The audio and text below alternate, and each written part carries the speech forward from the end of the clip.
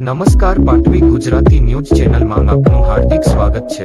પીરાના ઇમામ શાહ બાવા રોજા સંસ્થામાં આવેલ પૂર્વજોની કબરો તોડવાના વિરોધમાં કરજણ એસડીએમ અને શિનોરમાં મામલતદારને આવેદનપત્ર પાઠવી રજૂઆત કરવામાં આવી। પીરાના ઇમામ શાહ બાવા રોજા સંસ્થામાં આવેલ પૂર્વજોની કબરો તોડીને પથ્થરથી ઢાંકી દેતા તેઓના વંશજોના ઘેરા પ્રત્યાઘાત પડ્યા છે।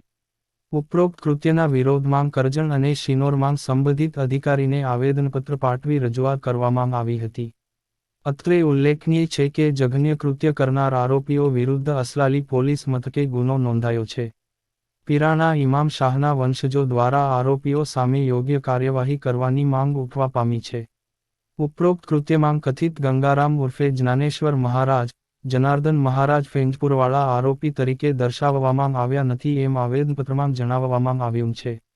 સંસ્થાના કમ્પાઉન્ડમાં આવેલ કબરોને તોડી પ્રવેશ કરવાનો રસ્તો બંધ કરી દેવાના હેતુથી દિવાલ ચણવાનું ગુનાહિત કૃત્ય કર્યું હોવાનું આવેદનપત્રમાં જણાવવામાં આવ્યું છે।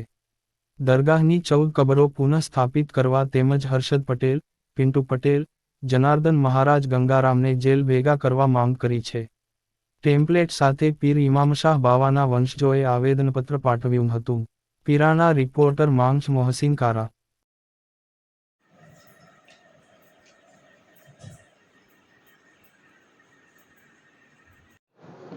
ગત 7 તારીખના રાત્રે જે પીરાણા મુકામે ઘટના બનેલી છે અને અમારા દાદાની જે દરગાહ પર કબરો તોડી છે તે ઘટનાના વિરુદ્ધમાં અમે આજ કાનમ સમાજના સૈયદ સમાજના બધા આગેવાનો અને બધા વડીલો આજે અહીંયા આગળ મામલતદાર સાહેબ અને પ્રાંત સાહેબને આવેદનપત્ર પાઠવવામાં માટે આવેલા હતા કે જે કબરો તોડી છે એને તાત્કાલિક ધોરણે પુનઃ સ્થાપિત કરવા માટે અને જે નાસ્તા ફરતા આરોપીઓ છે અને જે આ કાવતરાના મેન ષડયંત્રના કાવતરાખોર છે જનાર્દન મહારાજ એમને પણ આ એફઆઈઆરમાં એમનું નામ સામેલ કરે એના માટે અમે આવેદનપત્ર માટે આપવા માટે આવેલા હતા।